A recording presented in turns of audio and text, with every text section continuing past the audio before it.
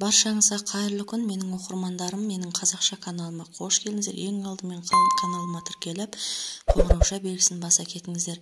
Сіздермен Динара. Бүгін балдың пайдасын, емдік қасиеті туралы айтатын боламын. Емдік қасиеті ерте кезден ақ белгілі болып, түрлі ауруларға қарсы әркім өзінше пайдаланып келген бал.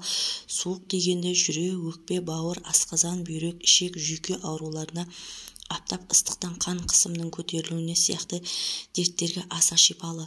Балды созылып асқынып кеткен жарақатқа, теріге, сызат жараларға жағуға болады. Соған орай балды кейбір аурулар қалай пайдалану болатын білген артық емес. Суық түйіп тұмауратқан кезде балды ыстық сүтпен немесе лимон шырынына қосып аурудан айыққанша ішкен дұрыс. Бір стакан ыстық сүтке қосып 1 шай қасық бал ішу керек. Бір лимон шырынына 100 грамм бал қосып араластырып сұйылған кезде пайдаланған жөн. Егерде жаз мезгілінде ауырып қалсаңыз, қайнаған жылы суға 1 шай қасық бал қосып ішіңіз. Жөтелді басу үшін ыстық шаймен сумен қатар күніне 3-4 шай қасық балды жеу керек. Тамақ қызарып, тыныс жолдары бітелген кезде қайнаған суға 1 ас қасық бал қосып, ауыз бен мұрынды булаңыз. Жүрек ауруына шалдыққанда жандар балды жеміс-жидектердің шырынына қосып ішсе, оның жағдайы жақсарып, жүрек соғысы түзеледі. Өт және бауыр жолдары ауыратын жандар балды ірімшікке, сәбізге, лимон шырынына, қызылшаға қосып пайдаланса, ауруынан айығады. Сондай-ақ бал өт жолымен бүйректе тас пен құмның жиналуына сақтайды.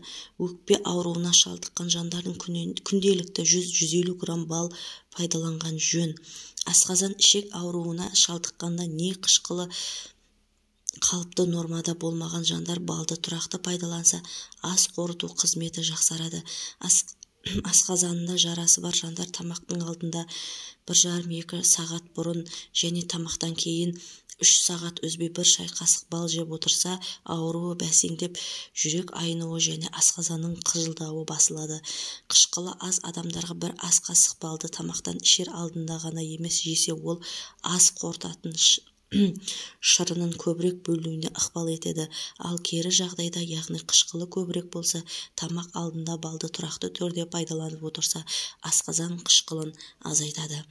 Балық маймен араластырылған бал асқынған жарақатты тез жазады.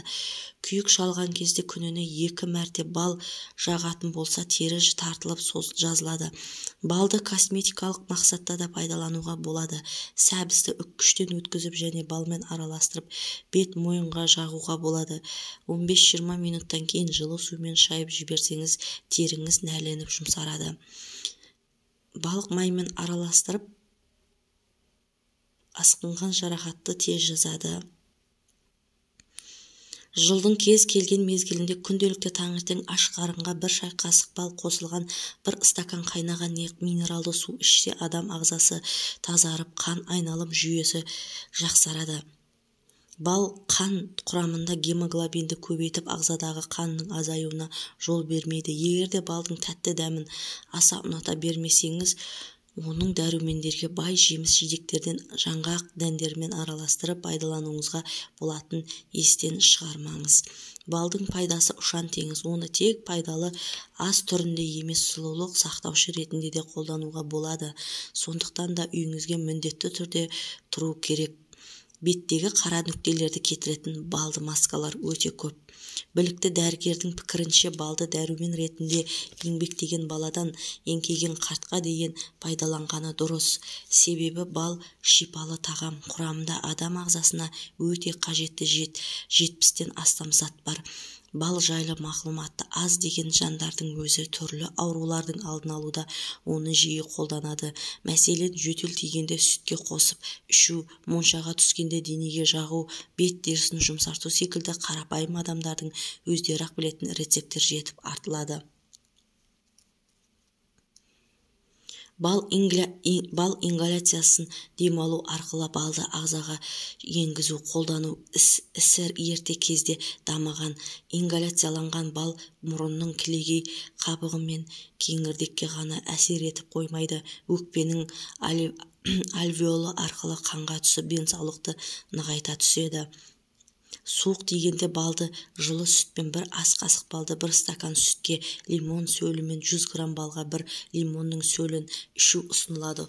Суық тию ауырғанда балды дәрі ретінде қолдана отырып 2-3 күн үйде отыру керек. Себебі бал қатты терлетеді. Сондай-ақ шайнекке қайнап тұрған суға бір ас қасық бал қосып ауыз бен мұрынды булау тамақтың қызарғанын басады.